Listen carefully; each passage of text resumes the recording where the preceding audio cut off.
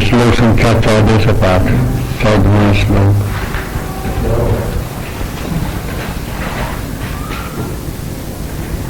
यदा सत्ये प्रविद्येते प्रलयं याति देहव्रत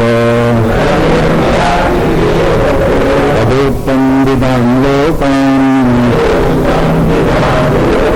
अम्लान प्रतिपद्यते रजसि प्रलयं गत्वा कर्मसंगिषु जायते सा प्रलीनस्तमसि इन्द्रियोनिषु जायते कर्मणः सुकृतस्याहुः सात्विकं निर्मलं फलम् रजसस्तु फलं दुःखम् अज्ञानं तमसा फलम् सत्त्वात् संजायते ज्ञानम् रजसो लोभ एव च प्रमादमोहौ तमसो भवतो ज्ञानमेव च ऊर्ध्वं गच्छन्ति सत्त्वस्था मध्ये तिष्ठन्ति राजसा जगन्यगुणवृत्तिस्था अधो गच्छन्ति तामसा नान्यं गुणेभ्यः कर्तारम् यदा दृष्टानुपश्यति गुणेभ्यश्च परं वेत्ति मद्भावं सोऽधिगच्छति नान्यं गुणेभ्यः कर्तारम् यदा दृष्टानुपश्यति गुणेभ्यश्च परं वेत्ति मद्भावं सोऽधिगच्छति।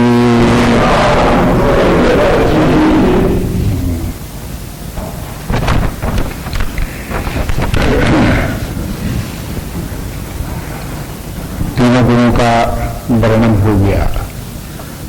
ये तीनों गुण जो है प्रकृति जन्य है, प्रकृति जड़ है। इसलिए विचार करते ही ध्यान रखें कि इस प्रकृति के जानने वाले हम इस प्रकृति से भिन्न हैं। अब ये प्रकृति है, उसके तीन गुण हुए। तीन गुणों में से सत्व हुआ, रजस हुआ, तमस हुआ। सत्व की जब वृद्धि होती है, सत्व को अगर उसका लक्षण क्या है, उससे मानसिक शांति प्राप्त होती है, उससे ज्ञान में रुचि होती है, वैराग्य भाव आता है। ये सत्व गुण के लक्षण हैं। रजोगुण उसका लक्षण है तृष्णा, कामना, कर्म, इंद्रिय भोग, संसार में प्रवृत्ति, रजोगुण के लक्षण है। तमोगुण अज्ञान, मूढ़ता और रजोगुण के विपरीत आलस्य, प्रमाद, निद्रा, ये तमोगुण के लक्षण है। अब यही लक्षण जब जिसमें जो गुण की अधिकता होती है वही उसके स्वभाव में देखने में आता है। यही प्रकृति जब तीन गुणों के द्वारा मन बुद्धि में अवतरित होकर के व्यवहार काल में आती है तो उस व्यक्ति का स्वभाव समझ में आता है। यही स्वभाव है। तो जैसे प्रकृति वैसा ही व्यक्ति का स्वभाव। तो गीता में कहीं कहीं प्रकृति शब्द का प्रयोग किया है, कहीं कहीं स्वभाव करके भी किया है। उस स्थिति का वर्णन कर देंगे। ऐसा भी कह सकते हैं व्यक्तियों के स्वभाव ही तीन प्रकार के होते हैं, सात्विक, राजस, तामस। तो स्वभाव तो हो गया कारण शरीर में, और प्रकृति हो गई, स्वभाव तो हो गया सूक्ष्म शरीर में, और प्रकृति हो गई और तीन गुण हो गए कारण शरीर में। तो कारण है और फिर उसका कार्य है कि मैंने कारण का जो कार्य होगा सूक्ष्म शरीर में दिखाई देता है, स्थूल शरीर में दिखाई देता है, व्यवहार में दिखाई देता है, ये उसका कार्य होता है। कार्य बने परिणाम उसका, फिर इफेक्ट उसका देखो। तो इन तीनों गुणों का प्रभाव मन बुद्धि पर भी पड़ता है, शरीर पर भी पड़ता है, व्यवहार में भी पड़ता है, रुचियों में भी पड़ता है। व्यक्ति की रुचियां भिन्न भिन्न प्रकार की हुई तो वो व्यक्ति के अपने अपने प्रकृति के अनुसार, अपने अपने स्वभाव के अनुसार भिन्न भिन्न प्रकार की रुचियां हैं। अगर कहें कि मुंडे मुंडे मतिर भिन्ना, तो उसका क्या अर्थ हुआ कि हर शरीर में, हर व्यक्ति में कि अलग अलग मति अलग अलग है, अलग अलग मान्यताएं हैं, अलग अलग धारणाएं हैं। ये क्यों है ऐसी? उनके पीछे कारण शरीर है, किसी में सत्व की अधिकता है, किसी में रजस की, किसी में तमस की। और फिर तीन गुणों को अगर मिला करके विभिन्न अनुपात में मिलाया जाए, अगर ये भी हम मान लें कि सत्वगुण के 100 यूनिट हैं, रजोगुण की भी 100 यूनिट हैं, तमोगुण की भी 100 यूनिट हैं, उन तीनों को 100 ही रखा जाए और विभिन्न अनुपात में उन लोगों को एक एक यूनिट, 2-2 यूनिट सब में से लिए जाए, तो बताओ कितने प्रकार के होंगे?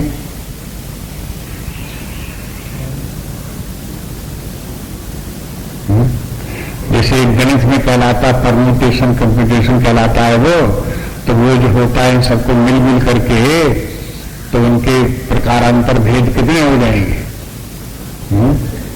तो जल्दी इनका हिसाब नहीं लगा सकते, आप अगणित कह दोगे, अगणित प्रकार के हो गए।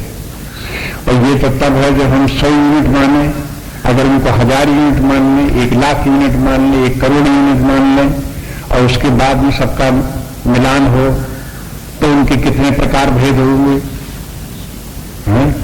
अब उन प्रकार भेदों की यदि कोई व्यक्ति नहीं जानता, ये सब में लोगों में अलग अलग प्रकार के प्रकार भेद क्यों हैं, क्यों लोगों की प्रकृति अलग अलग प्रकार की है, क्यों उनकी सूरतें अलग अलग प्रकार की हैं, क्यों उनकी वाणी अलग अलग प्रकार की है, क्यों उनका व्यवहार अलग अलग प्रकार का है, तो वो व्यक्ति क्या होगा? लोग बात संसार में यही करते, एक दूसरे को गुस्सा करते रहते कि तुम्हारी समझ नहीं आता ये बात, हम इतनी समझाए तुम्हारी समझ नहीं आता है। अरे भाई उसकी समझ में क्या है? तुम्हारी प्रकृति दूसरी, उसकी प्रकृति दूसरी, तो समझ में कहां से आ गए? बस यही है कि इतनी बात समझाने वाले को समझनी चाहिए कि ये जो बात हम समझाने की कोशिश कर रहे हैं, कोई समझ जाए तो समझ जाए, नहीं तो सबको समझने की बात नहीं है। समझाने की संभावना नहीं है। ये लोग, सभी लोग, संत लोग भी जानते हैं। स्वामी चंद्रानंद जी भी जो है वो अपने शिष्यों को, ब्रह्मचारियों को पत्र लिखते रहे और उनको कहते रहे कि देखो तुम धर्म का प्रचार कर रहे हो और जो इसकी शिक्षा दे रहे हो सब जगह बहुत अच्छा कार्य कर रहे हो, लेकिन ये आशा मत करो कि तुम्हारे कहने से दुनिया को सुधर जाएगी, तुम्हारे उपदेश से कहीं कोई व्यक्ति संत बन जाएगा, महात्मा बन जाएगा, या तुम्हारा शिष्य बन जाएगा, या तुम्हारा आदर करने लगेगा, या कहीं कुछ भलाइयां हो जाएंगी, कुछ अच्छाइयां हो जाएंगी, इसकी आशा मत रखो। तो प्रश्न आता ये क्यों करें फिर? जब इस प्रकार की आशा न रखें तो इसलिए करो कि ये तुम्हारी अपनी साधना है। तुम जब ये करते रहोगे तो तुम्हारे अंदर कुछ प्रक्रिया चलेगी, साधना चलेगी, और तुम्हारे अंदर तमोगुण से रजोगुण से सत्वगुण आएगा, और सत्वगुण से भी अतीत होकर के अपने आत्मभाव की तरफ आगे बढ़ने में तुम्हें इस कार्य के द्वारा सहायता मिलेगी।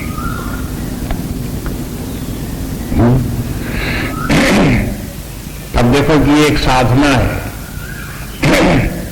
कि इस प्रकार से समझो, स्वयं अपने आप को समझो। इसलिए अध्यात्म विद्या यद्यपि दूसरे व्यक्तियों को बताई जाती है, लेकिन ये विद्या दूसरे लोगों को बताने सिखाने के लिए नहीं है।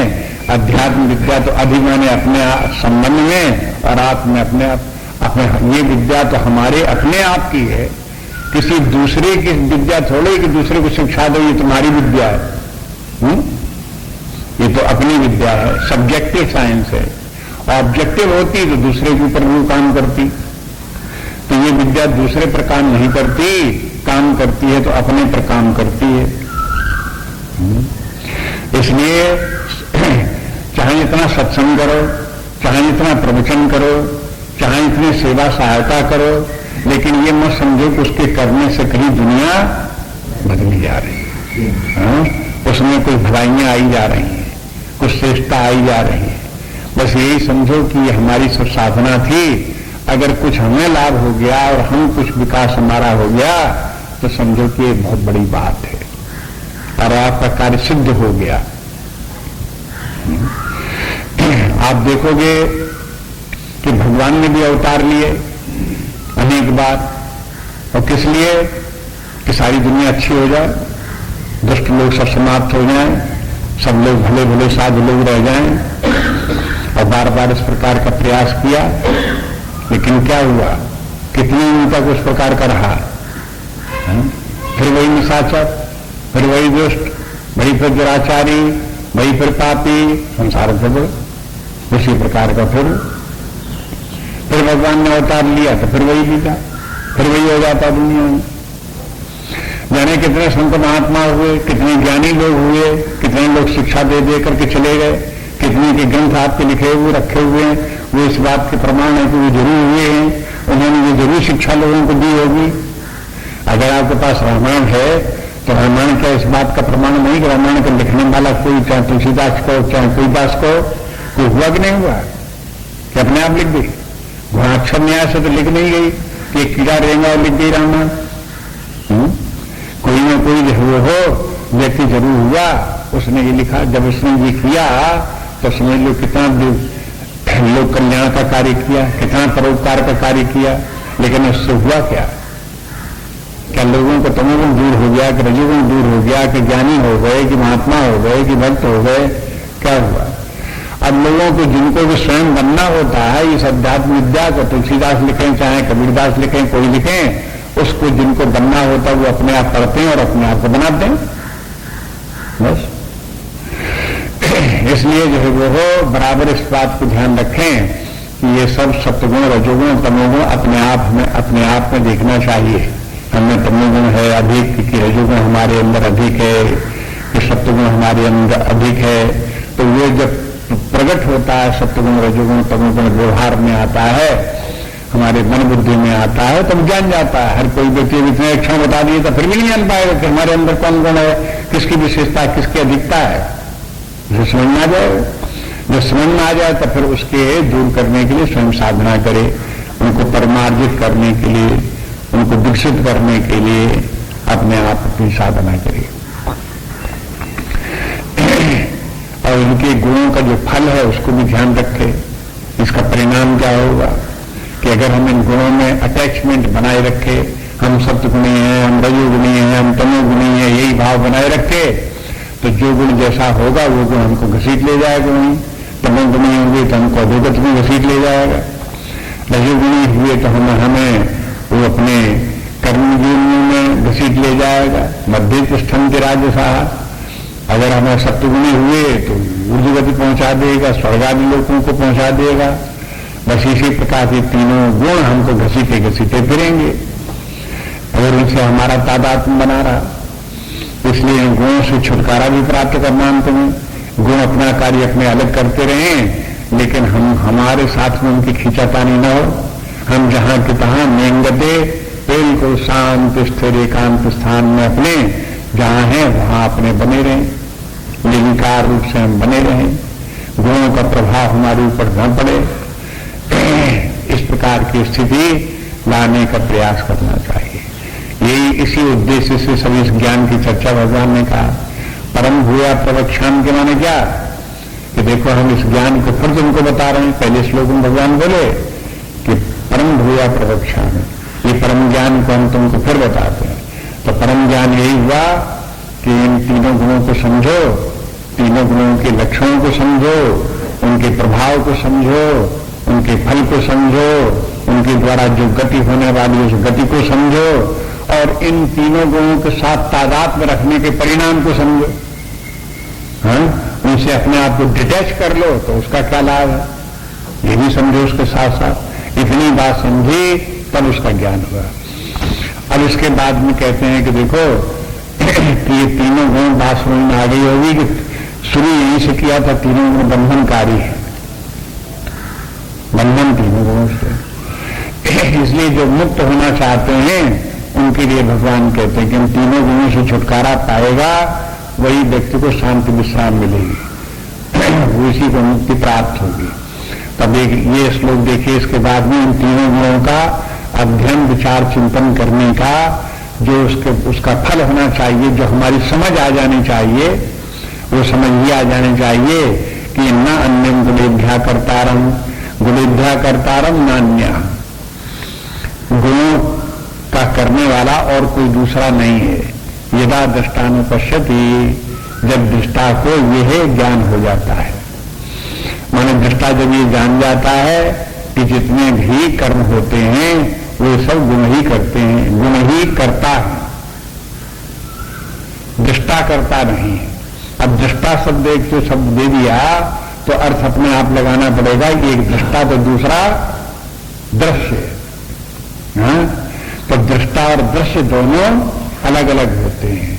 दृष्टा का धर्म अलग होता है और दृश्य का धर्म अलग होता है।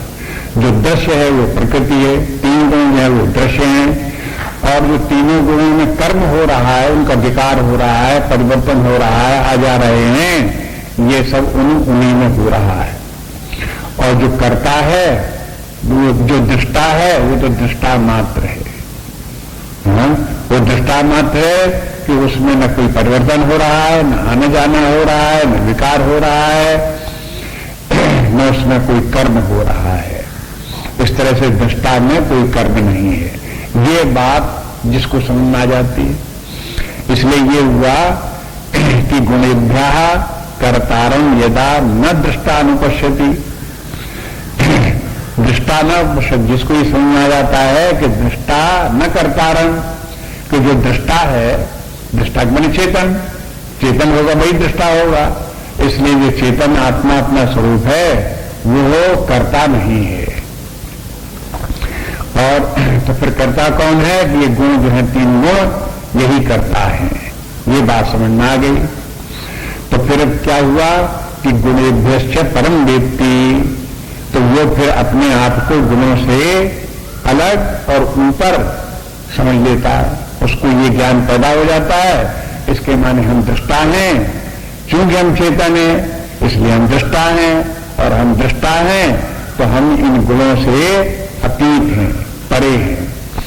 इन गुणों का प्रभाव हमारे ऊपर कोई नहीं है। तो अब ये बातें जहां दृष्टा के संबंध में पहले कही गई कि दृष्टा आत्मा है, आत्मा सच्चिदानंद स्वरूप है, सर्वव्यापी है, अनंत है, निर्विकार है, निर्लेप है, असंग है, अकर्ता है, ये दृष्टा के लक्षण है। तो ऐसा दृष्टा का लक्षण है, उसमें इन गुणों का कोई प्रभाव नहीं। ये तीनों गुण होते हुए भी शरीर में रहें, चाहे शरीर में रहें चाहे दूसरे शरीर में रहें, लेकिन चैतन्य तो सब जगह व्याप्त है। और ये जो चैतन्य सब जगह व्याप्त है आकाश की तरह से, इसमें कोई कर्म नहीं हो रहा है। कर्म नहीं हो रहा है, इसके साथ साथ ये भी होगा इसमें कोई विकार नहीं हो रहा। इसका माने ये भी हो गया कि जो गुण है उन गुणों का कोई इसके ऊपर प्रभाव नहीं हो रहा।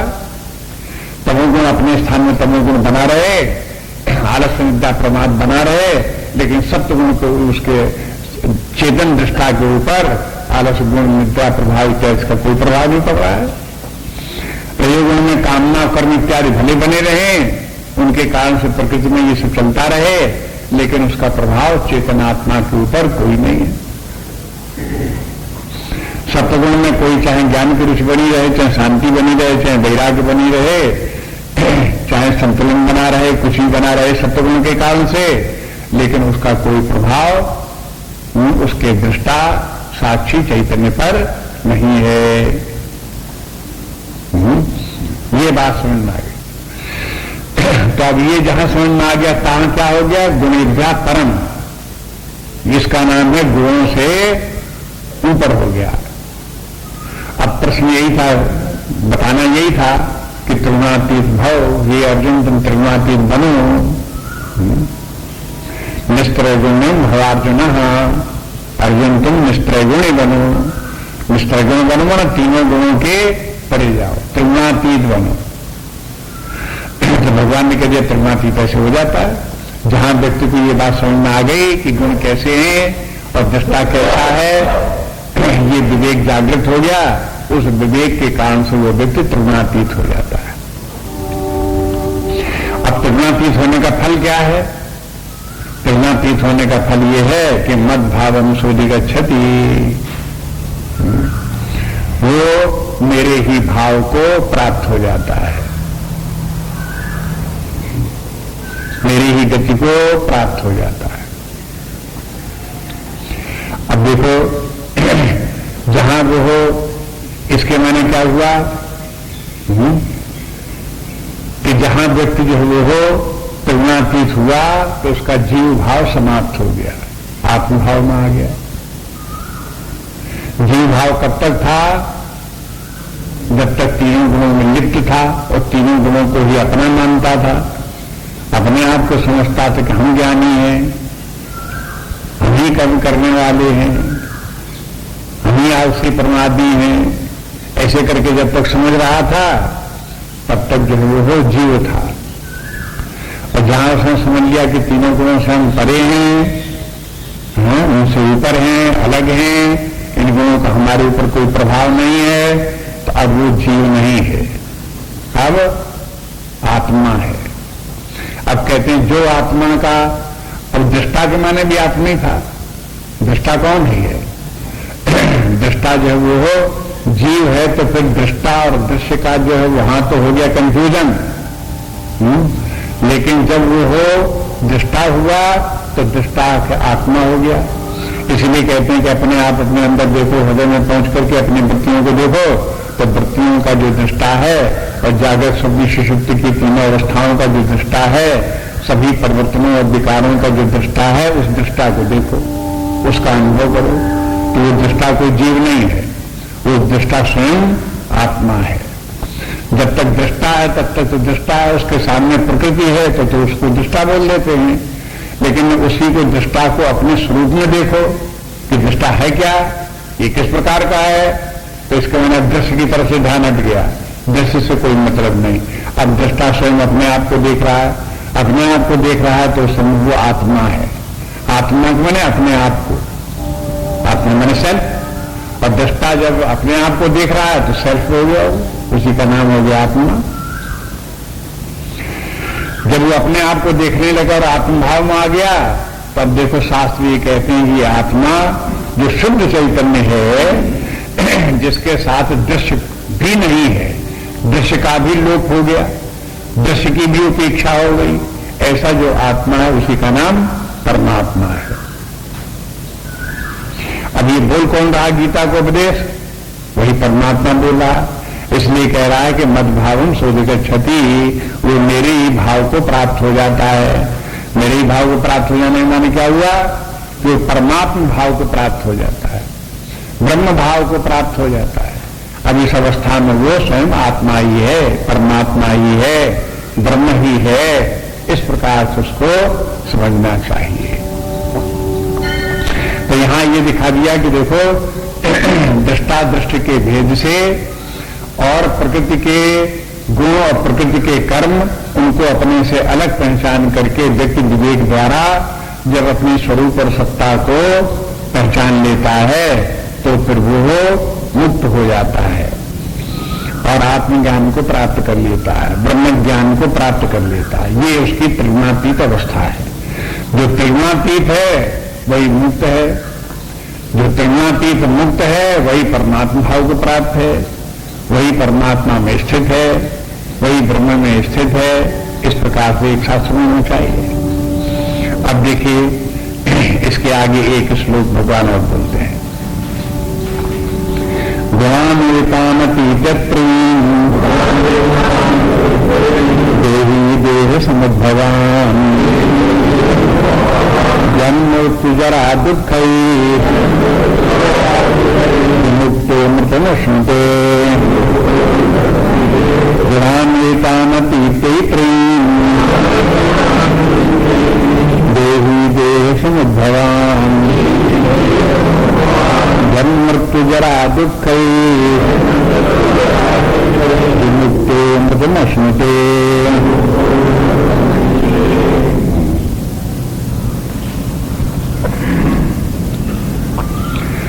गुणान एतान अतीत,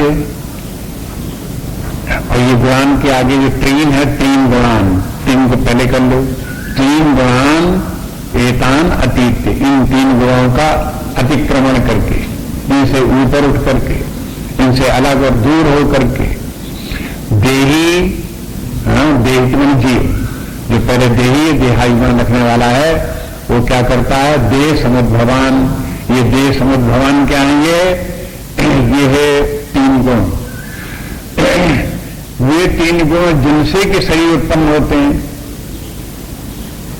और उन शरीर में फिर जो चेतना तादात्म्य करके देही भाव को प्राप्त हुआ है, वो देही भाव को प्राप्त हुआ जो जीव है, देही है, वो जब इन तीनों गुणों को अतीत हो जाता है, तो अब इसके श्लोक में कहने का मतलब तीनों गुणों के अतीत की बात तो पहले भी थी।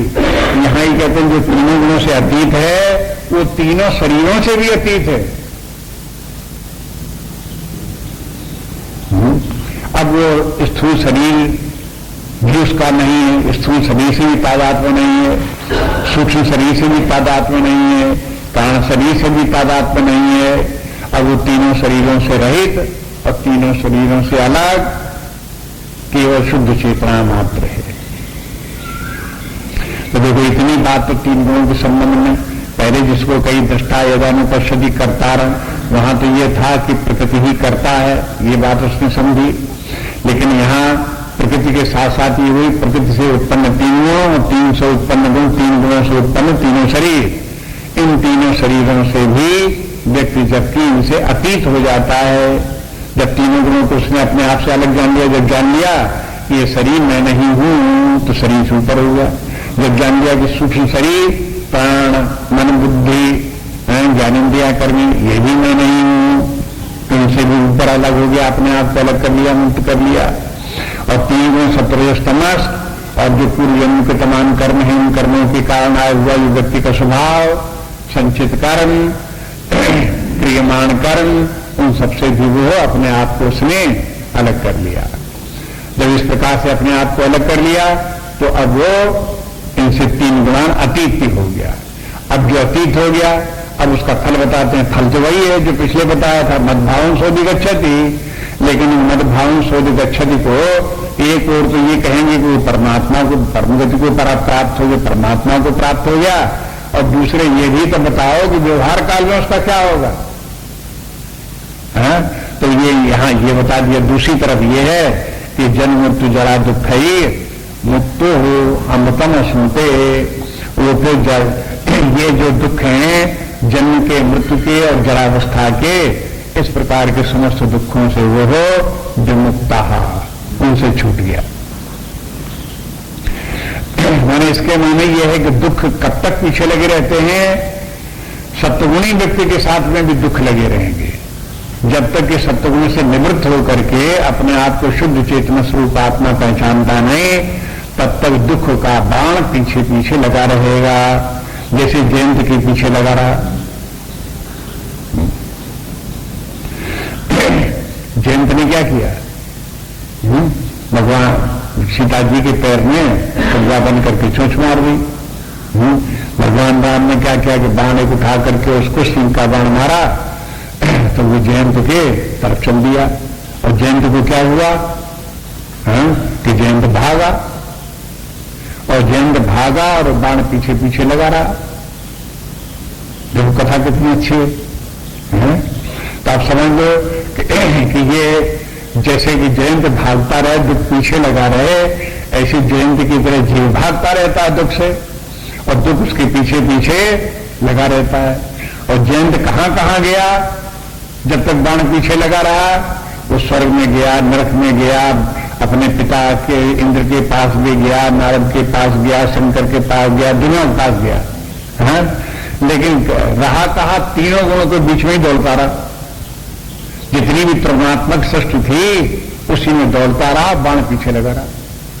लेकिन जब लौट करके उसको समझ में आया कि कहीं छुटकारा नहीं है, तब वो भगवान राम की शरण में आया। शरण में आया तो भगवान ने उसको निरोध कर दिया, खत्म बात होगी। इसी तरह से ये जो ये है दुख, आप चाहे सतोगुणी रहो, चाहे रजोगुणी रहो, तमोगुणी रहो। अब भाई तमोगुणी में ज्यादा दुख होगा, रजोगुणी में ज्यादा दुख होगा, सतगुणी में कम दुख होगा, लेकिन दुख तो है ही, बंधन तो है ही है, जन्म मृत्यु का तो छूटेगा नहीं। ये तो सतगुणी व्यक्तियों को भी जन्म मृत्यु जरा व्याधि तो सतगुणी व्यक्तियों को भी होती है, तमोगुणियों को तो होती है, रजोगुणियों को तो होती है। तमोगुणी लोगों को ज्यादा दुख होता है, ज्यादा पीड़ा होती है, रजोगुणी व्यक्तियों को भी ज्यादा पीड़ा होती है, दुख ज्यादा उनको होता है। सप्तगुणी को कम होता है जरा मृत्यु व्याधि में, लेकिन होता है उनको भी, छुटकारा तो उससे भी नहीं है। इसलिए जब तीनों गुणों से छुटकारा हो तब जरा जब मृत्यु जरा दुख ही से छुटकारा हो। और मुक्ति का नाम देखो यही है, मुक्ति के नाम के माने विमुक्ता, जन्म मृत्यु जरा दुखई विमुक्ता सा मुक्ता। जो कोई जरा जन्म जरा और अवस्था और मृत्यु से और दुखों से जो छूट जाए उसी का नाम मुक्ति है। मुक्ति के माने अब दूसरे मुक्ति के कोई अर्थ लगा लो आप, तो ऐसा नहीं। जैसे दरिद्रता से किसी व्यक्ति को धन बहुत हो गया तो दरिद्रता से छुटकारा हो गया,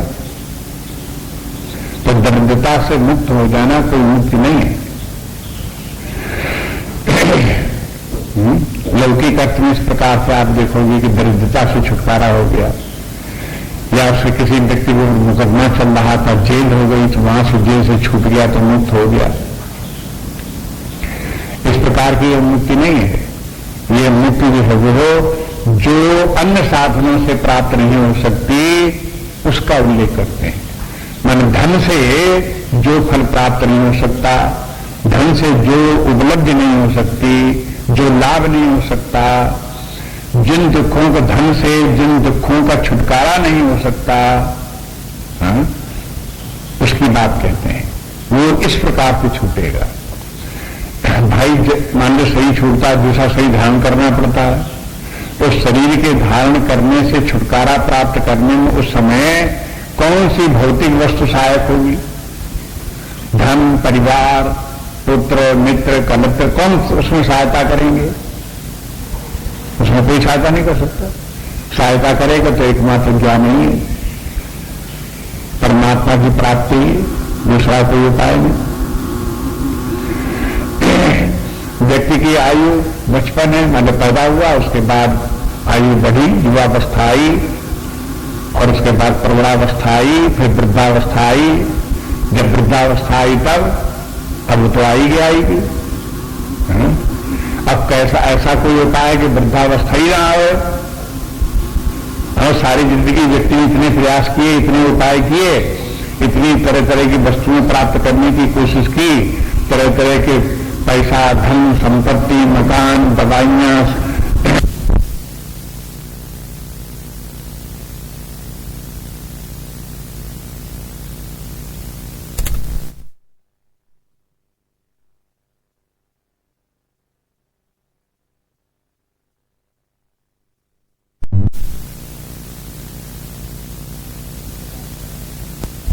जरावस्था भी तो बताई है, और जरावस्था के बाद में फिर मृत्यु भी आई जाती है। मृत्यु आने लगती है तो मृत्यु को पहले ही लोगों को भय लगने लगता है।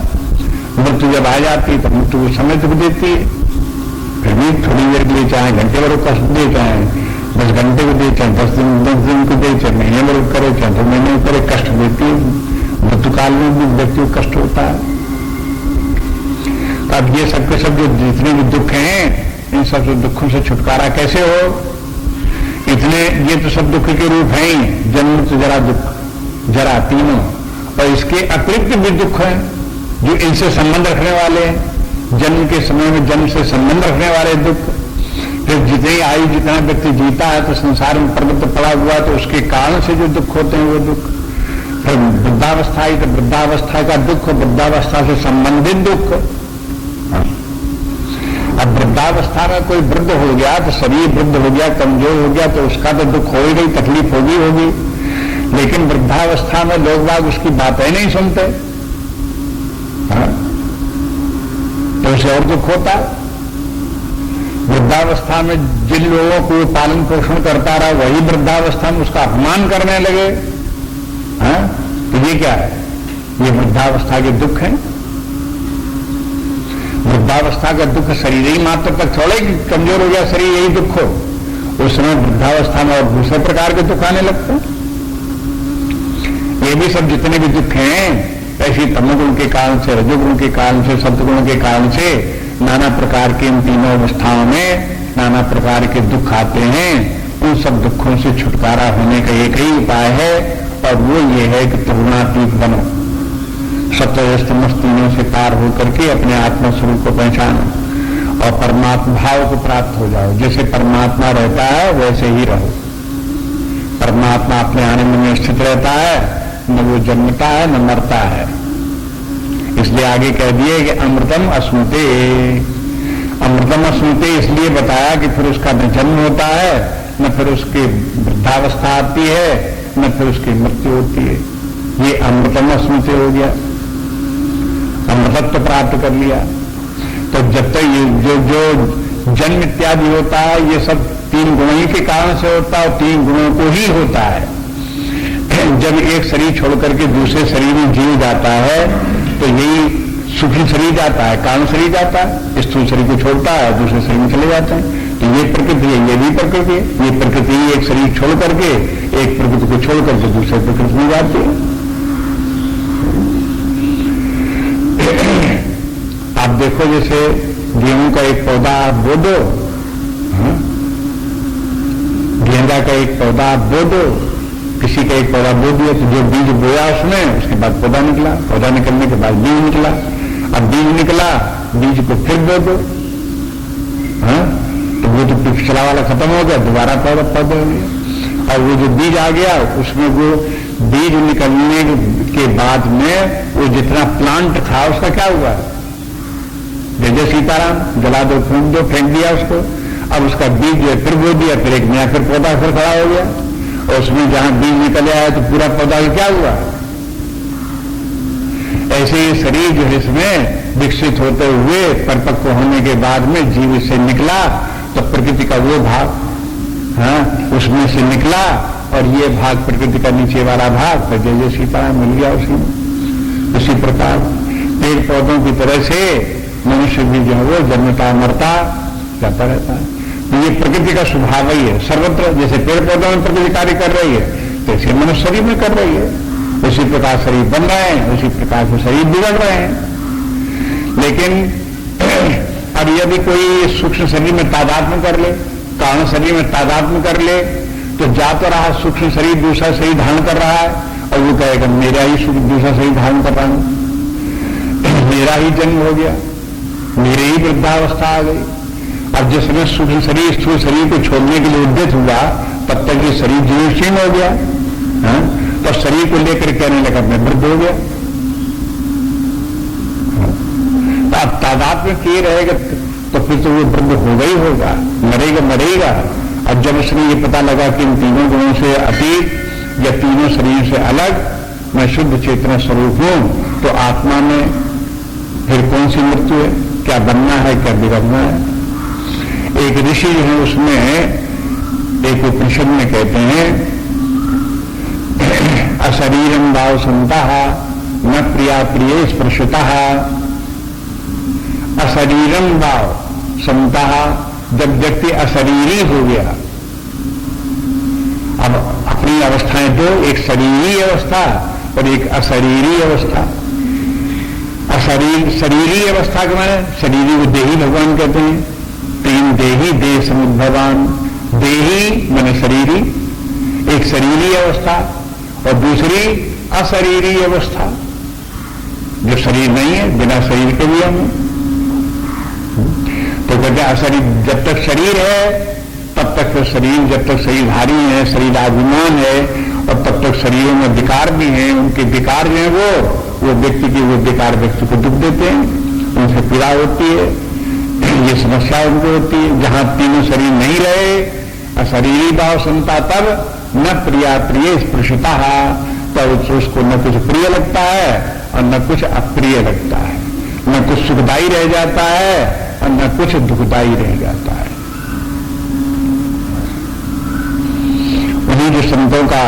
उपनिषद के ऋषियों का जो कथन है वही भगवान बताते हैं कि जहां वो अमृत स्वरूप आत्मभाव को प्राप्त हो गया, अपने आत्म स्वरूप में स्थित है, तो फिर उसको इस प्रकार से कहीं कोई शरीरगत, प्राणगत, इंद्रियगत, मनोगत किसी प्रकार के विकार, कोई भी दुख उसे पीड़ा नहीं पहुंचा सकते। उनसे सबसे छुटकारा हो गया। और यही स्थिति परमात्मा की मद्भावम सोधिगच्छति, जहां वो अमृतत्व में सुनते हैं, जहां उसे अमृतत्व प्राप्त हो गए, तो वहीं पर मद्भावम सोधिगच्छति, उसी अवस्था का नाम है परमात्मा भाव को प्राप्त होना। बाकी परमात्मा भाव को प्राप्त होने के संबंध में भी सत्संग में बहुत बातें सुनते हैं, लेकिन स्पष्ट धारणा नहीं बनती कि सत्संग इसके परमात्मा भाव को प्राप्त होने के माने क्या है, परमात्मा की कृपा का अर्थ क्या है, परमात्मा को प्राप्त कर लेने का अर्थ क्या है, परमात्मा के दर्शन प्राप्त कर लेने की क्या अर्थ है। हालांकि बताते रहते, तुलसीदास ने बता दिया कि देखो भगवान के दर्शन का फल क्या है, लेकिन लोगों का ध्यान उधर नहीं जाता। मन दर्शन फल परम अनूपा, जीव पाव निज सहज स्वरूपा। मेरे दर्शन का फल यह है कि जीव को अपना सहज स्वरूप प्राप्त हो जाता है। जीव का सहज स्वरूप जीव नहीं है, जीव का सहज स्वरूप आत्मा है, उसे अपना आत्मज्ञान प्राप्त हो जाता है। और किसी को आत्मज्ञान प्राप्त न हो और कहे कि मुझे भगवान के दर्शन हुए हैं, तो ये तो चौपाई गलत हो जाए। तो दोनों एक साथ होने चाहिए, भगवान के दर्शन भी हो और आत्मभाव भी प्राप्त हो, परमात्मा भाव भी प्राप्त हो, जीव भाव समाप्त हो। तो जीव भाव समाप्त हो गया, आत्मभाव आ गया, इसका प्रमाण क्या है? बस यही प्रमाण कि अमृतम स्मृते और जन्म जरा व्याधि ये दुखैर विमुक्ता, उसे मुक्त है, तब आत्मभाव प्राप्त हुआ, तब परमात्मा भाव प्राप्त हुआ। अगर फिर भी वो दुख दे रहे हैं, फिर भी परेशानी है, तो इसके माने अभी वो गति प्राप्त नहीं हुई। इसलिए भगवान के दर्शन तो लोगों को बहुत होते हैं, लेकिन जीव भाव नहीं छूटता। तो ऐसे के स्वप्न में भगवान कभी दर्शन हो गए, वो भी अच्छा है, चलो दर्शन हो गए भगवान के, लेकिन दर्शन उनके इस प्रकार के हो गए, कभी कभी बैठे बैठे हो गए, सामने दर्शन हो गए। तो दर्शन होने का फल ये है कि फिर व्यक्ति उस परमात्मा को प्राप्त करने के लिए होल हार्टेडली और होल टाइमली उसमें लग जाए, तो ठीक है, कालांतर में परमात्मा भाव को प्राप्त भी हो जाएगा। लेकिन उस दर्शन के फलस्वरूप रोना धोना वही बना रहा। उससे पूछा कि भाई तुम्हें भगवान के दर्शन हो गए, बहुत अच्छी प्रसन्नता की बात है, लेकिन ये बताओ कि अब तुम्हें कभी दुख होता है कि नहीं दुख होता? कि दुख तो होता है। अगर मान लो कहीं तुम्हारे घर में कोई मर जाए, जी जाए, तो दुख होता कि नहीं होता? कि हाँ होता है। आपके शरीर में कहीं रोग लग जाए, कहीं पीड़ा होने लगे, कट फट जाए, तो तुम्हें दुख होता कि नहीं होता? कि हाँ होता। अगर ये दुख होता है तो इसके बात में सोच रहा कि अभी वो जरा जन्म मृत्यु दुख ही न भी मुक्ता, इनसे अभी दुख से वो मुक्त नहीं हुआ है। अगर मुक्त नहीं हुआ तो परमात्मा भाव कहां प्राप्त हुआ है? परम गति कहां प्राप्त हुई है? इसलिए भ्रम में न पड़ जाओ। आधे रास्ता में, अध्यात्म मार्ग में आधे रास्ता में भी बहुत भ्रम आते रहते हैं, कंफ्यूजन पैदा होते रहते हैं। इसलिए उनसे सावधान होकर के आगे बढ़ते रहना चाहिए। बीच बीच में अनेक प्रतिबंध हैं। कहीं कोई थोड़ा सा अधर्म छोड़ करके धर्म की साधना करने लगे, कुछ उन्होंने दान पुण्य भी करने लगे, यज्ञ इत्यादि करने लगे, तो अब उनको क्या होता है कि अब हमको तो स्वर्ग जरूर प्राप्त होगा। देखो हम इतने अच्छे व्यक्ति हैं, हम पाप कर्म करते नहीं, हमें स्वर्ग जरूर प्राप्त होगा, और स्वर्ग प्राप्त होने की बड़ी प्रसन्नता है। शास्त्र भी कहते हैं कि देखो तुमको स्वर्ग प्राप्त होगा, और उनको भी मानना कि शास्त्र कहते हैं स्वर्ग प्राप्त होगा, इसलिए बहुत अच्छी बात है, हमको स्वर्ग प्राप्त होगा, खुश है स्वर्ग प्राप्त होने। अब वही स्वर्ग तक ही बुद्धि अटक करके रह गई, ये भी एक प्रतिबंध है। शब्द में प्राप्त होकर के स्वर्ग को प्राप्त भी कर लिया, तो फिर वो कोई स्वर्ग प्राप्त करने के बाद में वो ऐसा थोड़े कि अमृतम स्मृति मद्भाव मत सूर्य गच्छति, ये थोड़े हुआ। और ये आप जानते हो कि जब उस परम गति को प्राप्त कर लेता, परमात्मा भाव को प्राप्त कर लेता, तो भगवान ये बार बार कहते हैं मद भावम सोदगच्छति, मद भावावोपपद्यते। पिछले अध्याय में आया था ये, वहां पर कहते हैं कि जो जो इस प्रकार से प्रकृति पुरुष के इसको जानता राशि को विवेक होता है, तो मद भावावोपपद्यते, वो मेरे भाव को ही प्राप्त हो जाता है। मद भावावोपपद्यते को कि यहां कैसे कर दिया, मद भावम सोदगच्छति। कितने अक्षर बदल गए, लेकिन बात हो ही रही।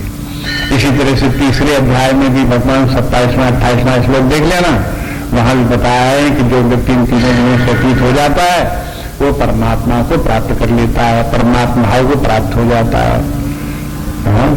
और जो तीसरे अभी पिछले अध्याय में 14वें तीसरे अध्याय में भगवान कह रहे हैं कि जो ऐसा नहीं करता, इस गति को प्राप्त नहीं होता है, उसको क्या होता रहता है कि उसको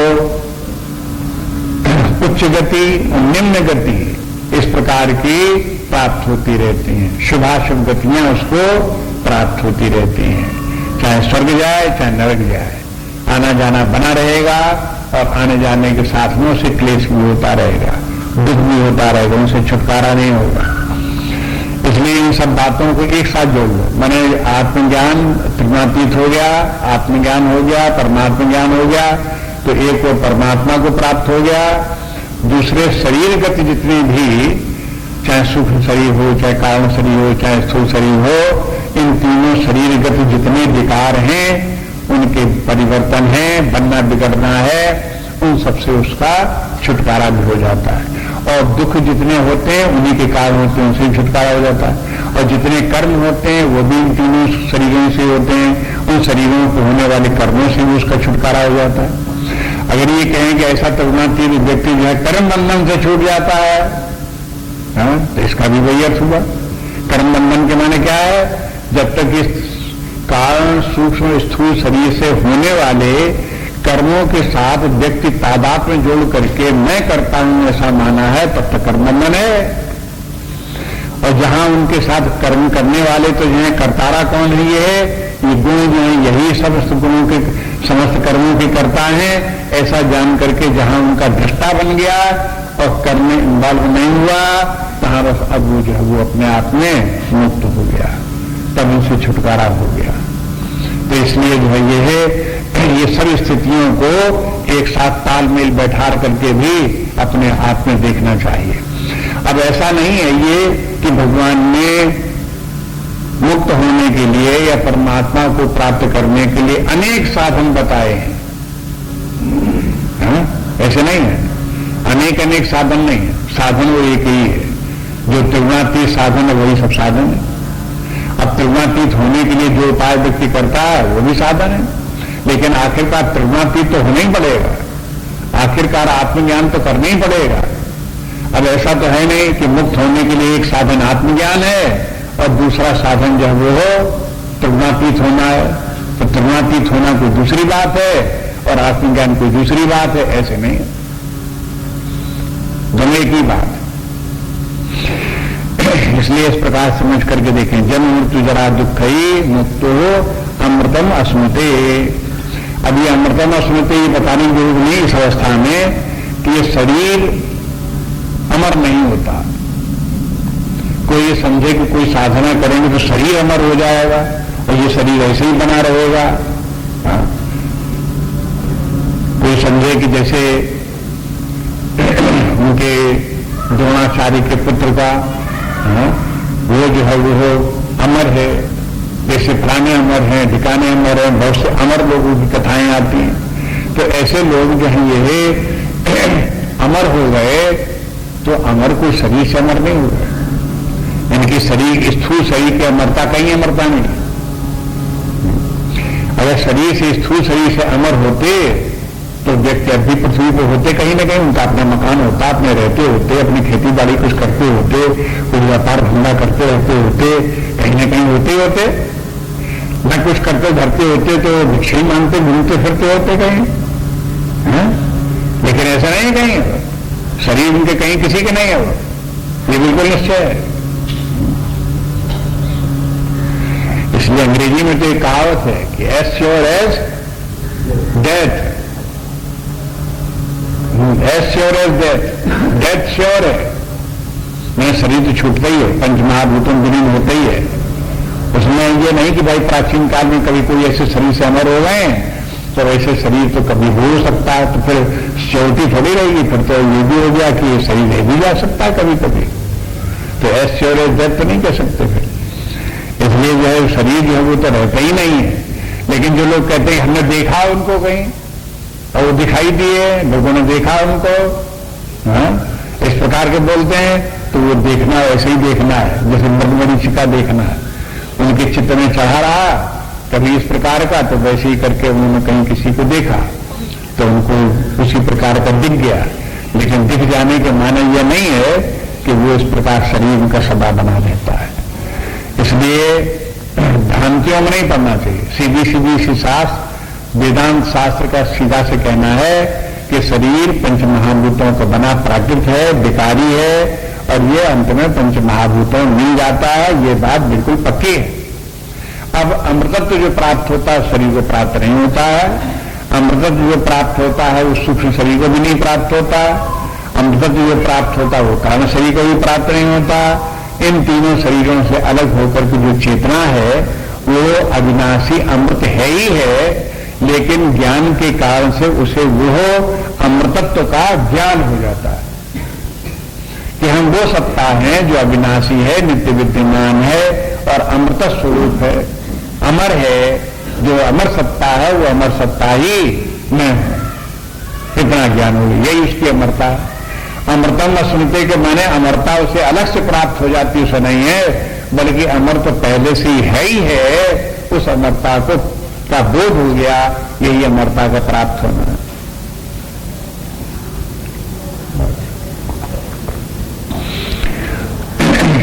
अब देखो भगवान को जो कुछ कहना था त्रिगुणातीत होने के संबंध में 2 श्लोकों में बता दिया। भगवान ने ये भी बता दिया कि देखो त्रिगुणातीत जो होता है वो कैसे, उसको ज्ञान जहां हुआ, दृष्टा का ज्ञान हुआ, तहां वो त्रिगुणातीत हो गया। तो त्रिगुणातीत होने का साधन भी भगवान ने बता दिया। जो व्यक्ति त्रिगुणातीत होता है वो कैसा होता है ये भी बता दिया। त्रिगुणातीत के जो लक्षण है वो भी सब भगवान ने बता दिए। त्रिगुणातीत के संबंध में जो कुछ बताना था वो 2 श्लोकों में सब बात आ गई।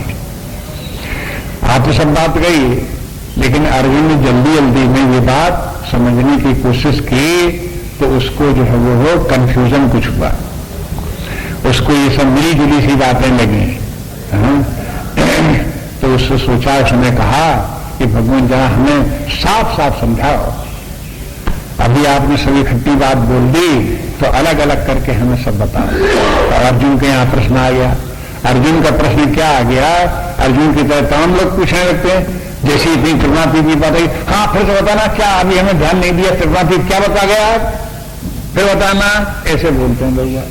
चल रहा था 3 गुणों की बात, तो लगा रहे 3 गुणों की बात चल रही, हम जानते ही जानते जानते, और जब त्रिगुणातीत की बात भूल गए तब उससे में बेहोश हो गए।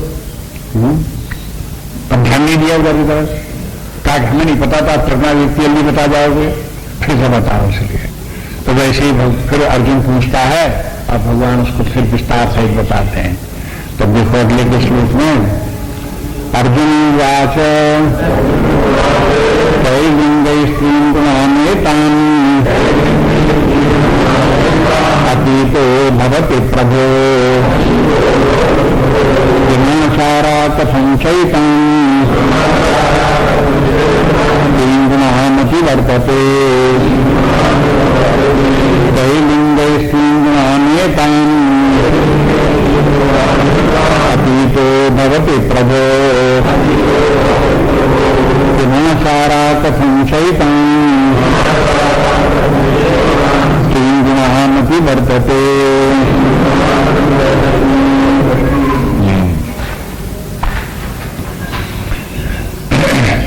अब अर्जुन का प्रश्न, अर्जुन ने 3 प्रश्न किए कि इस त्रिगुणातीत के संबंध में हमको 3 बातें आप अलग अलग करके बताइए।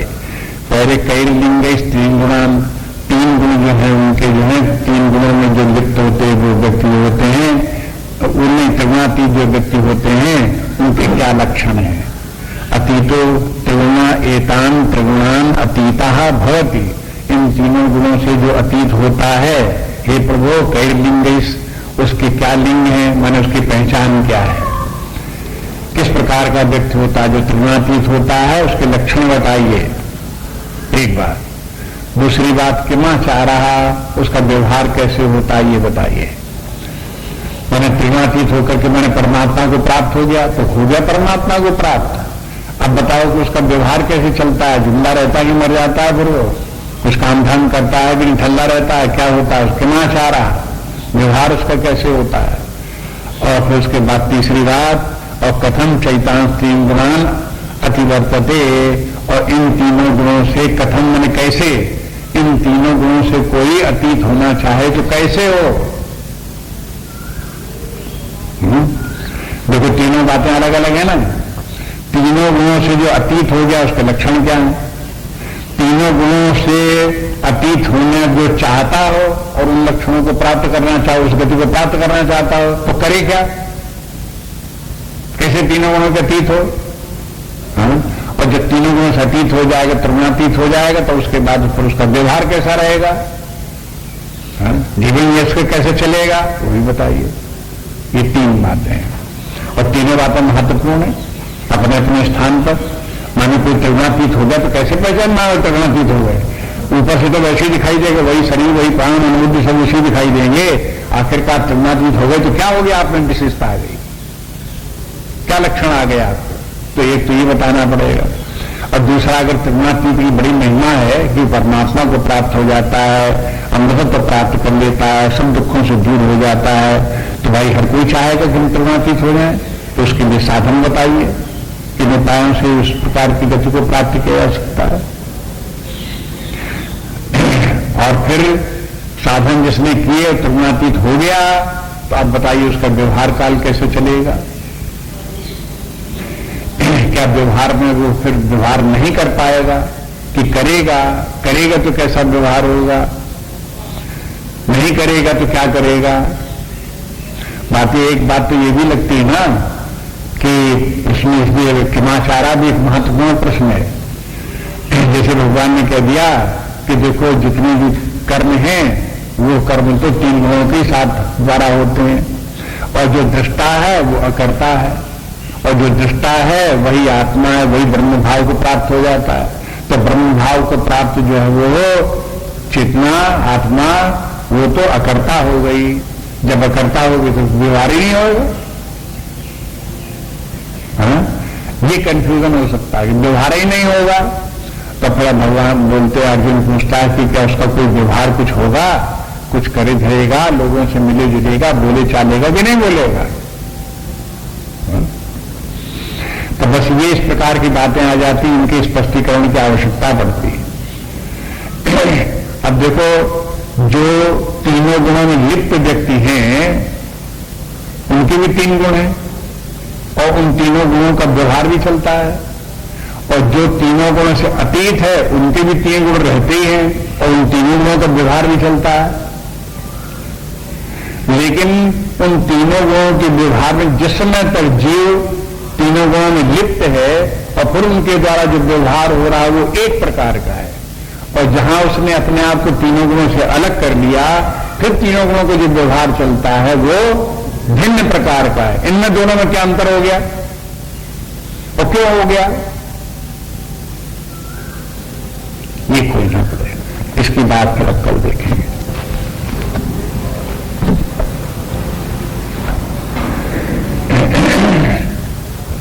नान्या स्पृहा रघुपते हृदयसुमदीये सत्यं वदामि च भवानपि नान्तरात्मा भक्तिं प्रयच्छ रघुकुञ्जवनिर्भराम्ये कामादिदोषरहितं कुरु मानुषं च। श्रीराम जय राम जय जय राम, श्री राम जय राम जय जय राम, श्री राम जय राम जय जय राम।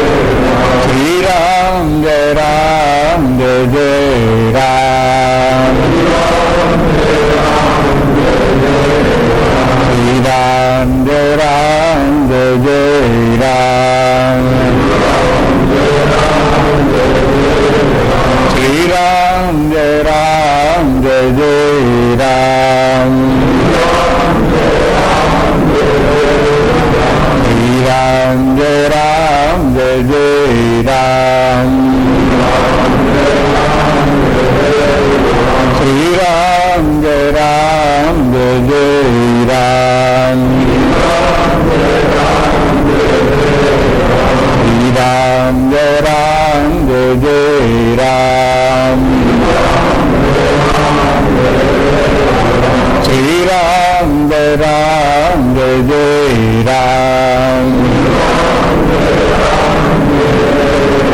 श्री राम जय जय राम श्री राम जय जय राम श्री राम जय जय राम श्री राम जय जय राम श्री राम जय जय राम श्री राम जय जय राम श्री राम जय जय राम श्री राम जय जय राम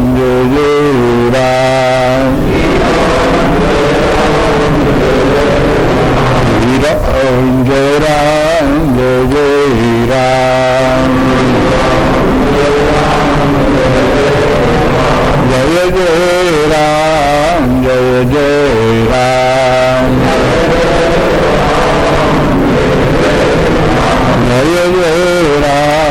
जय जय राम जय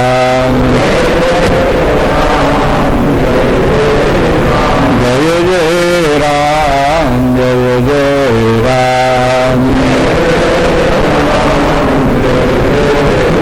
जय जय राम जय जय राम ओम पूर्णमदः पूर्णमिदं पूर्णात् पूर्णमुदच्यते पूर्णस्य पूर्णमादाय पूर्णमेवावशिष्यते